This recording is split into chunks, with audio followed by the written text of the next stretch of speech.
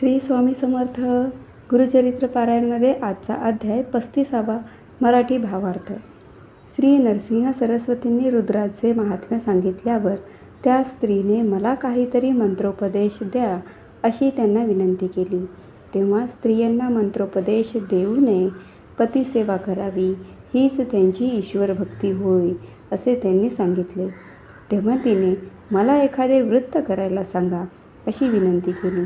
श्रीगुरूंनी त्यावेळी त्या दाम्पत्याला सोमवारी उपवास, स्नान, शिवपूजन इत्यादी करण्याचे वृत्त सांगितले व त्या वृत्ताचे महात्म्य सांगताना पूर्वी सुताने ऋषींना सांगितलेली सीमंतिनीची कथा सांगितली. पूर्वी आर्यावर्तात एक राजा होता. त्याचे नाव चित्रवर्मा होते. तो धर्मशील, शूर व पराक्रमी होता. तो सपत्नीक शिवाची पूजा करीत असे. त्यांना पुत्रकामना होती, पण पुष्कळ काळाने त्यांना कन्या झाली. तिचे नाव सीमंतिनी ठेवले. ती पार्वतीसारखी स्वरूपवान होती. तिचे जातक सांगण्यासाठी सर्व ज्योतिषांना बोलावले. ते म्हणाले, ही कन्या सुलक्षणी आहे. तिची कीर्ती गंगेसारखी होईल. ती पतीसह 10 सहस्त्र वर्षे राज्य करील. तिचे असे भविष्य वर्तवले तेव्हा राजाला फार आनंद झाला.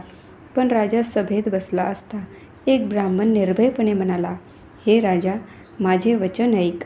मी तुझ्या कन्येचे लक्षण सांगतो. तुझ्या कन्येच्या नशिबात 14व्या वर्षी वैधव्य आहे. ते ऐकून राजा एकदम बेशुद्ध पडला. तो ब्राह्मण तसे सांगून तात्काळ निघून गेला. हे सर्व सीमंतिनीला माहिती पडले. त्यामुळे ती विचारात पडली. पुढे याज्ञवल्क्य ऋषींची पत्नी मैत्रायणी राजमहालात आली. सीमंतिनीने तिला वंदन केले आणि तिची विनवणी केली. माझे रक्षण करा, माझे सौभाग्य स्थिर राहील असा उपाय सांगा. कन्येचे बोलणे ऐकून मैत्रायणी म्हणाली, तू शंकराला शरण जा, म्हणजे तुझे सौभाग्य स्थिर राहील. तिने सीमंतिनीला एक वृत्त करण्यास सांगितले. सोमवारी उपवास करावा, शिवाची पूजा करावी. शिवाच्या अभिषेकाने पापाचा क्षय होतो. पीठपूजन केले तर साम्राज्य मिळते. गंध, अक्षदा व फुलांनी पूजा केल्यास सर्व सौभाग्य मिळते. तेव्हा हे मुली, तू सोमवारचे वृत्त कर. त्यामुळे मोठी संकटे, कष्ट व दुष्कर्मे यांचा परिहार होतो. पार्वती व शंकर यांची पूजा केल्यास सर्व पापे दूर हो जातात. असे ऐकून सीमंतिनीने लगेच त्या वृत्ताचा स्वीकार केला. नलदमयंतीच्या वंशात इंद्रसेन राजाचा राजकुमार चंद्रागंध याच्याबरोबर तिचा विवाह झाला. विवाह सोहळा खूप थाटात पार पडला. राजाने व राणी मंडळीची अनेक द्रव्य व अलंकार देऊन पाठवणी केली. पण कन्येच्या स्नेहामुळे राजपुत्राला व कन्येला ठेवून घेतले. सासऱ्याकडे आनंदाने व प्रेमाने राहता असता एक दिवस राजपुत्र सर्व दलभारासह कालिंदी नदीत जलविहारासाठी आनंदाने निघाला. राजपुत्र अनेक लोकांसह नदीत पोहत असता बुडाला. राजाचा जावई बुडाला म्हणून सगळीकडे एकच ओरडा सुरू झाला. त्याच्याबरोबरचे सर्व लोक व धट्टेकट्टे नाविक यांनी पाण्यात खूप शोध घेतला, पण राजपुत्र कोणालाही सापडला नाही. ही वार्ता वाऱ्यासारखी राजमहालापर्यंत पोहोचली. हे ऐकून राजा मूर्छा येऊन धर्तीवर कोसळला. सीमंतिनी तर प्राणत्यागच करायला निघाली. पण राजाने व राणीने मुलीचे कसे तरी सांत्वन केले. राजाने कन्येला ममतेने प्राणत्याग करण्यापासून परावृत्त केले. तुझा पती निश्चित मरण पावला आहे असे ठाऊक नाही, म्हणून तुला वैधव्य आले असे म्हणता येणार नाही. तू जीव दिलास तर लोक तुझी निंदा करतील. तेव्हा तू 1 वर्षभर तरी आहे अशीच राहा. मग काय करायचे त्याचा विचार कर. पित्याचे वचन ऐकून तिने खूप विचार केला. तिने शंकराला साकडे घातले व आपले सोमवारचे वृत्त तसेच चालू ठेवले. राजपुत्र नदीत बुडाला होता तो पाताळात गेला. तिथे वासुकी राज्य करीत होता. नागलोकातील स्त्रिया नदी तीरापर्यंत खालून आल्या होत्या. त्यांना तो राजकुमार प्रवाहात वाहत आलेला दिसला. त्याला नागकन्येने पात्रातून बाहेर काढले आणि अमृत आणून त्याच्यावर शिंपडले. तेव्हा राजकुमार शुद्धीवर आला. सर्व नागकन्यांनी त्याला तक्षकाकडे नेले.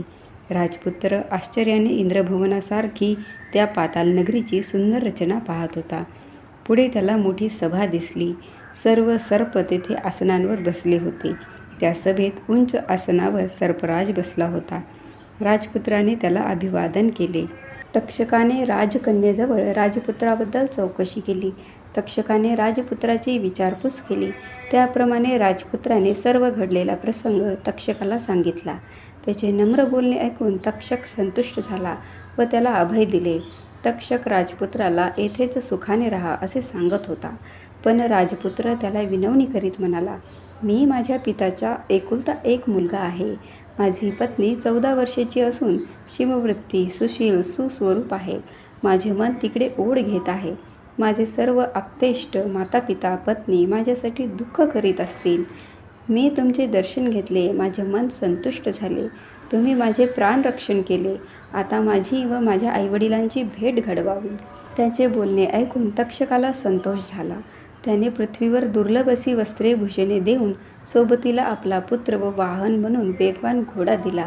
तू ज्यावेळी माझे स्मरण करशील त्यावेळी आम्ही येऊन तुझे कार्य सिद्धीस नेऊ असे अभिवचन दिले.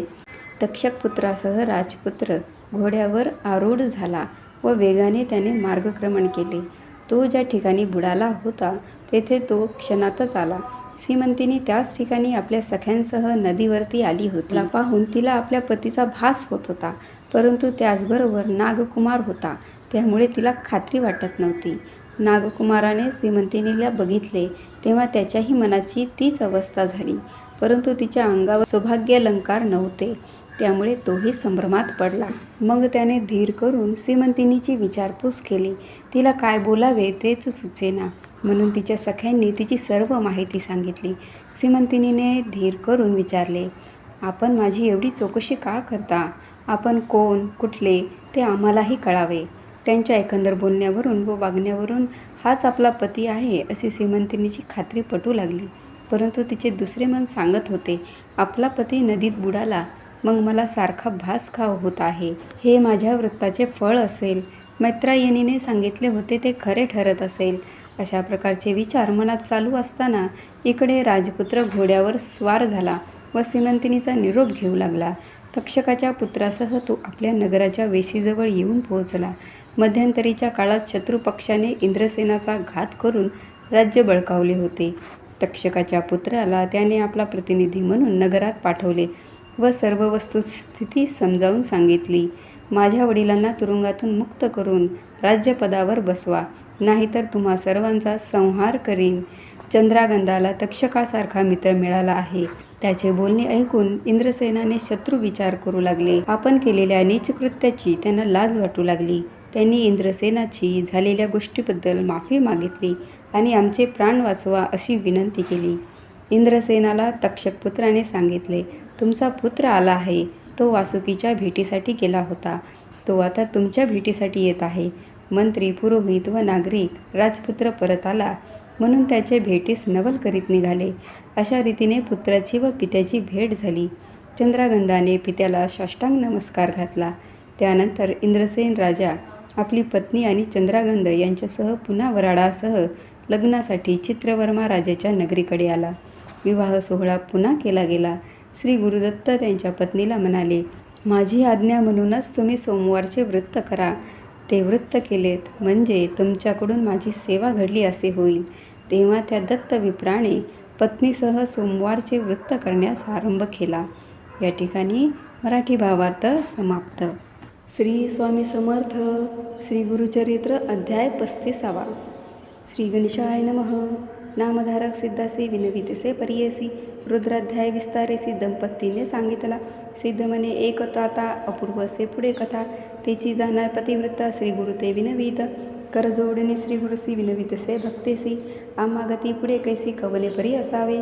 या कारणे आपणासी एखादा मंत्र उपदेसी. जेणे राहे जीवासी चरण स्मरण सनातन.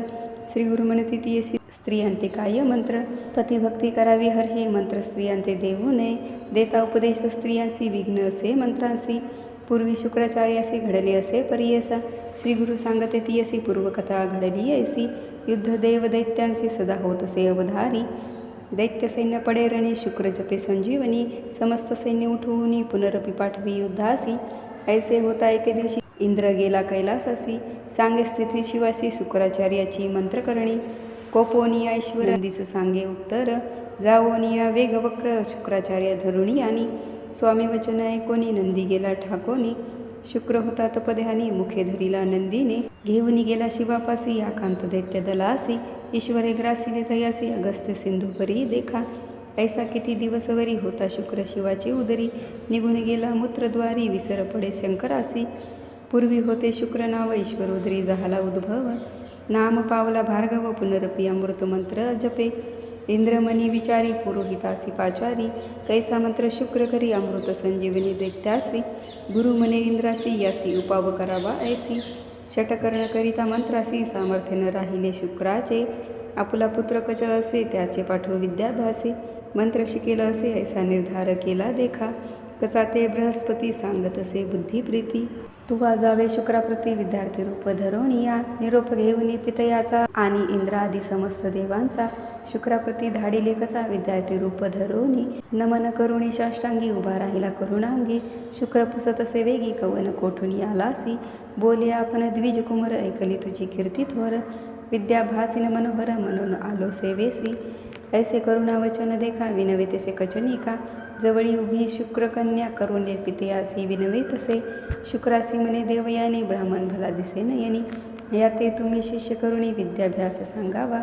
कच सुंदर सुलक्षण जैसा दिसे मदन, देवयानी करी चिंतन ऐसा पती व्हावा मज. ऐसा विद्याभ्यास करिता दैत्य कुळ दुःखिता, देवगणे आले आता कपट वेश मनती त्यासी. काळक्रमिता एके दिवशी कचा ते पाठविले समिधासी, दैत्य जाती साह्यासी समिधे निमित्त राणात. राणी जाऊनी कचासी दैत्य मारिले द्वेषी, समिधा घेऊन या घरासी दैत्य आपण येते झाले. शुक्राचार्याची कन्या नाम तिचे देवयानी मनोनिया, पितियासी विनवी नमुनिया कच न दिसे कोठे आना. कच आलिया वाचुनी भोजन न करी आपण, ऐसे करी तसे निर्वाण शुक्राचार्य चिंतित असे.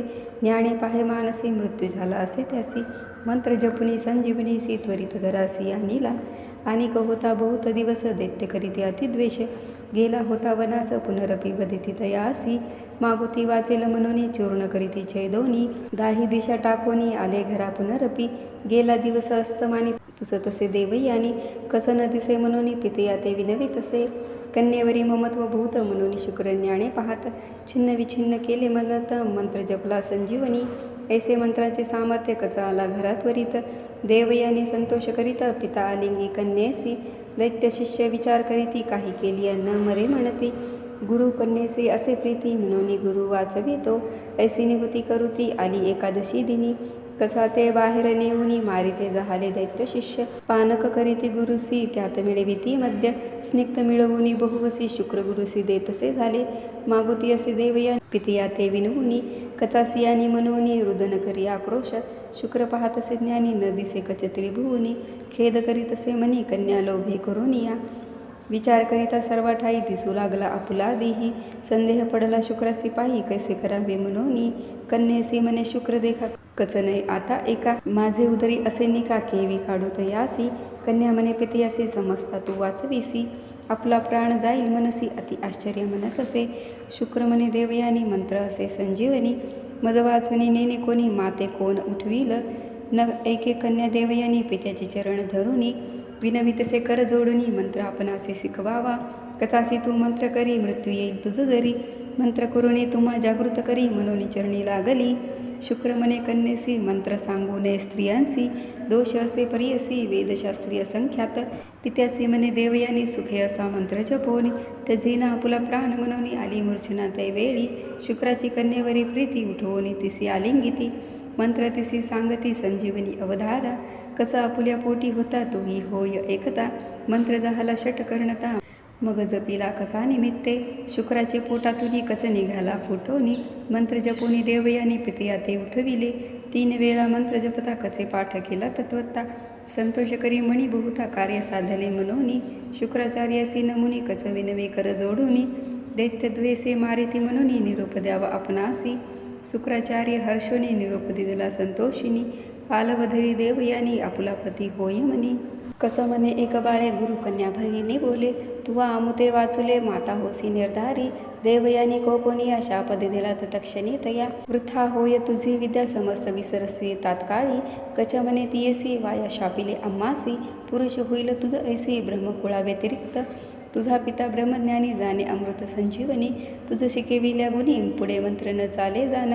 स्त्रिया लागी पती सेवा याची कारणे मंत्र न द्यावा, वृत्तोपवास करावा गुरुपुरुष निरोपावे. सावित्री विनिवी श्री गुरुसी वृत्ते आचरिले बहुवसी. तुझे वाक्य आमासी एखादे वृत्त निरोपावे. श्री गुरु म्हणे तिथियसी सांगेन वृत्त तुझ ऐसी. स्थिर होय आहे वपनासी राज्य पावे तुझा पती. विशेष असे वृत्त एक सोमवार महासुख. ईश्वरा अर्चन करावे ऐक सकळाभिष्ट पाविजे. स्कंद पुराणेची कथा सर्वसाध्य ऐकता. पूर्वकाळी आर्यावर्त का राजा ऐक अवधारा. चित्रवर्मा नाम त्यासी धर्मात्मा परियसी. धर्ममार्ग आचरे हरसी अधर्मिया ते शिक्षा करी. सहपत्न्या धर्म करीती पुत्र काम्य शिवा पूजिती. ऐसे किती काळ क्रमिती कन्या जाहली तयांसी. अतिसुंदर सुलक्षणी जैसी पार्वती स्वरूपिणी. तेज फाके सूर्य किरणे अतिलावण्य स्वरूपी. असता राजसभेसी द्विज एक परियसी. भयन धरिता वाक्यासी बोलता जाहला वधारा. ऐक राजा माझे वचन कन्या लक्षण सांगेन. 14वे वर्षी विधवापन होय तुझ्या कन्येसी. ऐसे सांगोनी ब्राह्मण निघून गेला तत्क्षण. राजयाचे खोचे अंतःकरण म्हणे ईश्वराधीन सर्व. कन्या खेळे राजांगना सवे असती सखी जन. बोलत ऐकली वचना 14 वर्षी विधत्व. यज्ञवल्काची पत्नी नामतीय असे मैत्रायणी. घरात आली पवित्रिणी कन्या लागे चरणासी. सौभाग्य स्थिर आहे वपन उपाय सांगे दया करून. चंचळ असे अंतकरण म्हणून चरणा लागली. विप्रस्त्री सांगेतीयसी सोमवार व्रत प्रियसी. पूजा करावी शिवासी उपवासोनी अवधारी. गौरीहर पूजा करिता समस्त दुरिते जाती परता. 19 म्हणतिनी त्वरिता अंगीकारेले व्रत देखा. सोमवाराची या व्रत आचरेसी म्हणतिनी त्वरिता. पिता देखुनी चिंतित विवाह योग्य म्हणूनी. विचारावया मंत्रियासी पाठविता झाला राष्ट्रासी. दमयंती नळवंशी इंद्रसेन कुमारक. इंद्रागद वर जैसा जैसा चंद्र तेज प्रभा. बोलावणी ते धवा कन्या दिली संतोषे. पाठवणी केली सकळी का जावई ठेविला कौतुका. कन्या स्नेह अनेका म्हणून राहावी राजपुत्रा. राजपुत्र श्वशुरालयी स्त्रिया प्रेमे अतिस्नेही. काळक्रमिता ऐके समयी जलक्रीडे निघाला. सर्व निघाले लोक बहुत राजपुत्र नदीत. विनोद असे पोहत अतिहर्षे जलक्रीडा. पोहत राजकुमार देखा बुडाला मध्ये गंगोदका. आकांत झाला सकळी का काळा काळा म्हणताती. सवे सैन्य लोक सकळ होते नावे करी प्रबळ. उदकी पाहती ते वेळ न दिसे कुमर बुडाला. उभय तटाकी सैन्य धावत गेले राजधानी. अवस्था सांगती पूर्ण जावई तुमचा बुडाला. ऐकोनी राजा पडे धरणी मूर्छा येऊनी तत्क्षणी. कन्या ऐकताच श्रवणी तज्जू पाहे प्राणापुला. ऐसे दुःखे प्रलापित सीमंतिनी जाय त्वरित. गंगा प्रवेश करीन म्हणत निघाली वेगे गंगेसी. पिता देखोनी नयनी धरावया गेला धावोनी. कन्ये ते आलिंगोनी दुःख करी अत्यंत. राजकुमाराचे सेवक करू लागले बहुदुःख. सांगो गेले पुत्र शोक इंद्रसेना रायासी. ऐकोनी इंद्रसेन दुःख करी अतिगहन. भार्य सहित निघून आला तया मृत्यूस्थळा. सीमंतिनी म्हणे पितयासी प्राण त्यजिन परिसरसी. वाचुनी या संसारासी काय उपयोग वैधव्यत्वे. पुसती सकळ द्विजांसी करावे सहगमन कैसी. विप्र सांगती रायसी प्रेता वेगळे करू नये. आतायसी ऐसे कारणे प्रेत सापडे तव राखणे. एकोनिया द्विजवचने राजा कन्येसी विनवीत.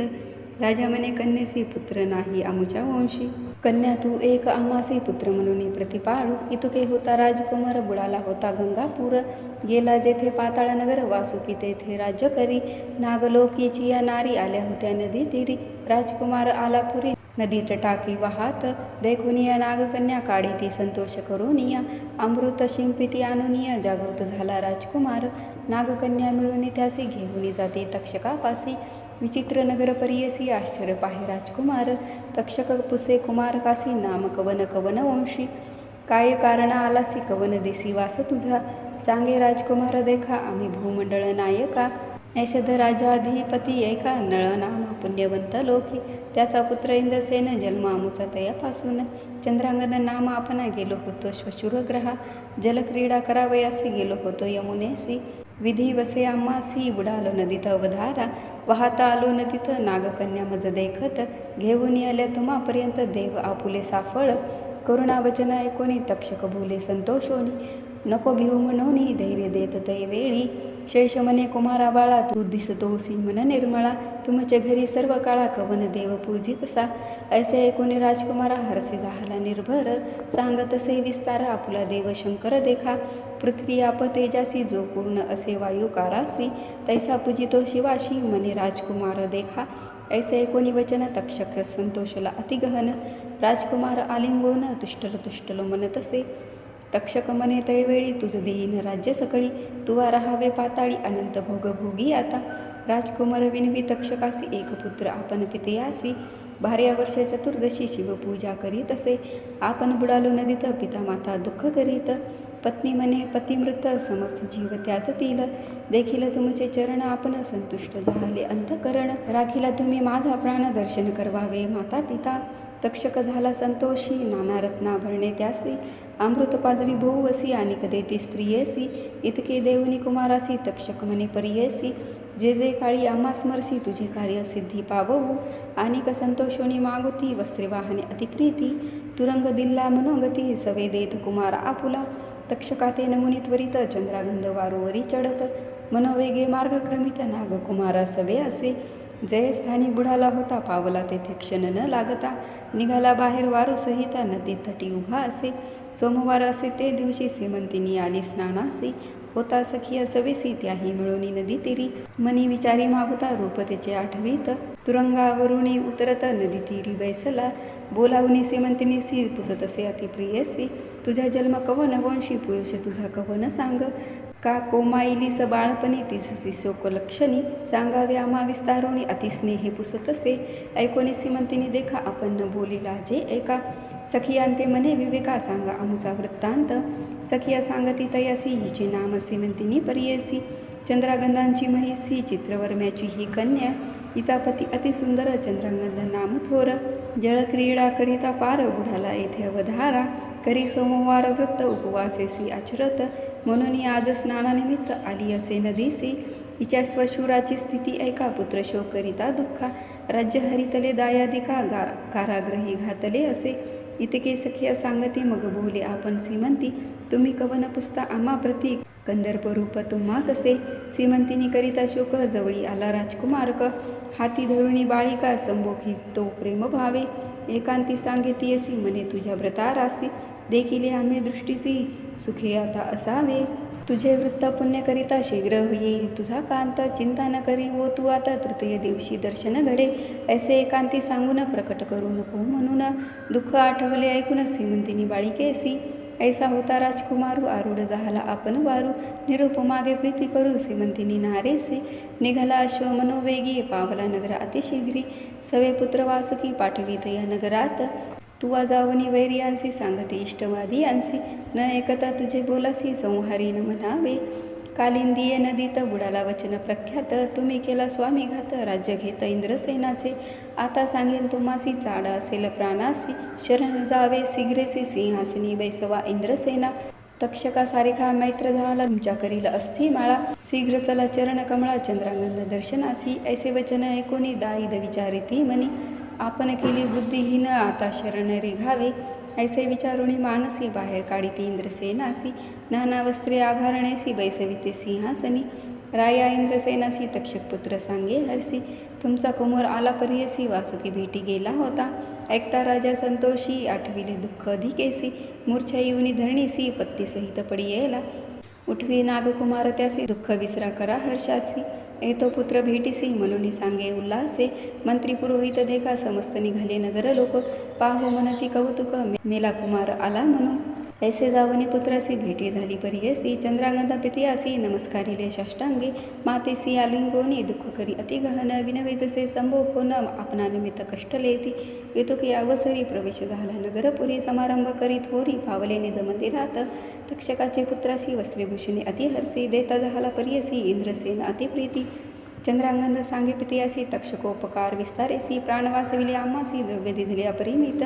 निरोप दिधला नागपुत्रासी इंद्रसेन करियती हरसी, भृत्य पाठविले वेगेसी चित्रवर्म नगराते.